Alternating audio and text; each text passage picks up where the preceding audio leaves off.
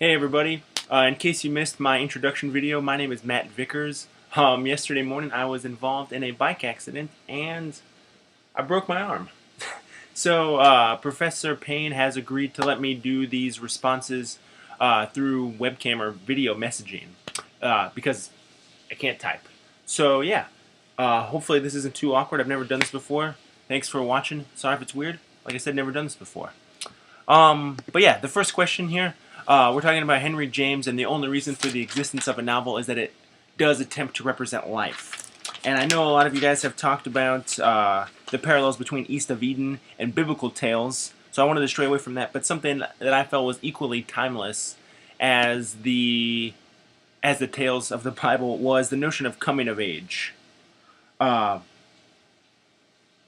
Which I think is a very real aspect of life, at least in my own life. Throughout a good chunk of the beginning of the book, we have Adam, and he's attempting to find himself. And to a good extent, I think Steinbeck is showing us America as a whole, looking to find itself. We're talking about American identities here, and at this time, America is really cultivating its own identity. We have America buying up what ended up becoming the Western United States and Manifest Destiny, Go West, Young Man, etc., etc., all these things, and everyone is attempting to make something for themselves, and to have that niche of American life. And how do you do that?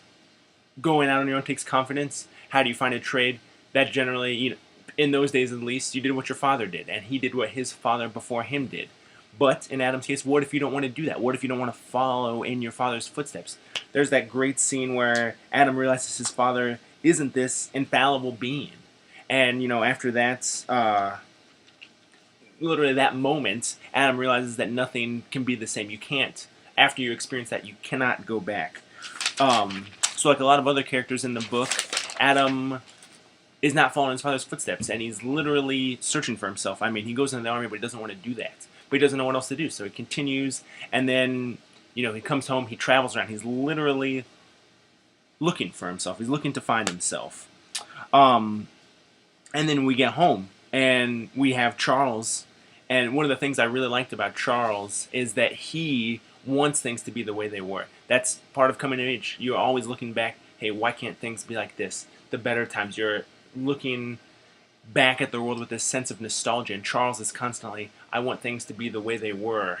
But things can never be that way. And that's all part of that coming of age notion.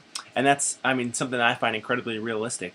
Hey, this notion that life can never be the same. At 25 years old, I've definitely done my own fair share of searching. And yeah, sometimes it's scary to just have that feeling of, I don't know what I'm going to do. I want things to be the way they were, but I know they can't be. And that makes, especially the first part of the book, very realistic to me. And I really connected with Adam as a character.